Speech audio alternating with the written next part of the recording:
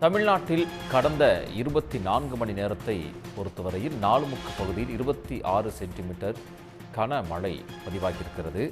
இது தொடர்பாக வானிலை ஆய்வு மைய இயக்குநர் செந்தாமரைக்கண்ணன் தொலைபேசி வாயிலாக அளித்த பேட்டியை இப்போது பார்க்கலாம்.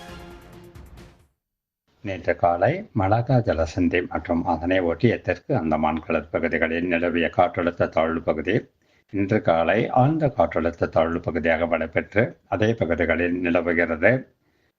மேற்கு வடமேற்கு திசையில் நகர்ந்து நவம்பர் 24ஆம் தேதி வாக்கில் தென்கிழக்கு வங்கக்கடல் மற்றும் அதனை ஒட்டிய தெற்கு அந்தமான் கடற்பகுதிகளில் காற்றழுத்த தாழ்வு மண்டலமாக வலுப்பெறக்கூடும்.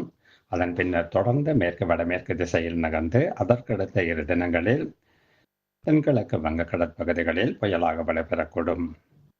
மீனவர்களுக்கான எச்சரிக்கையை பொறுத்தவரை அடுத்த 2 நாட்களுக்கு தென் தமிழக கடலோர பகுதிகள், மன்னார் வளைகுடா மற்றும் குமரி கடல் பகுதிகளிலும், அந்தமான் கடற்பகுதிகள் மற்றும் தென்கிழக்கு வங்கக்கடல் மற்றும் அதனை ஒட்டிய தென்மேற்கு வங்கக்கடல் பகுதிகளிலும் சூறாவளி காற்று வீச வாய்ப்புள்ளது.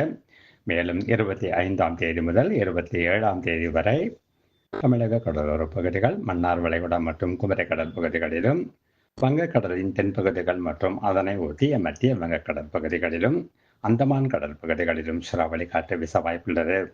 எனவே குறிப்பிட்ட பகுதிகளுக்கு மீனவர்கள் இந்த நாட்களில் செல்ல வேண்டாம் என்று அறிவுறுத்தப்படுகிறார்கள். மேலும் ஆழ்கடலுக்கு மீன்பிடிக்க சென்றுள்ள மீனவர்கள் நவம்பர் 24ஆம் தேதிக்குள் கரைக்கு திரும்புமாறு அறிவுறுத்தப்படுகிறார்கள்.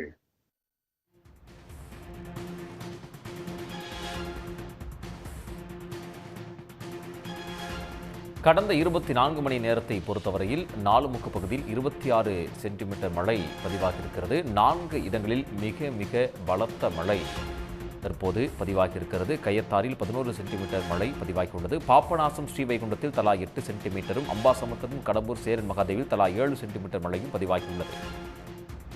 உடனுக்குடன் செய்திகளை தெரிந்து கொள்ள சன் நியூஸ் பெல் ஐகானை கிளிக் பண்ணுங்க.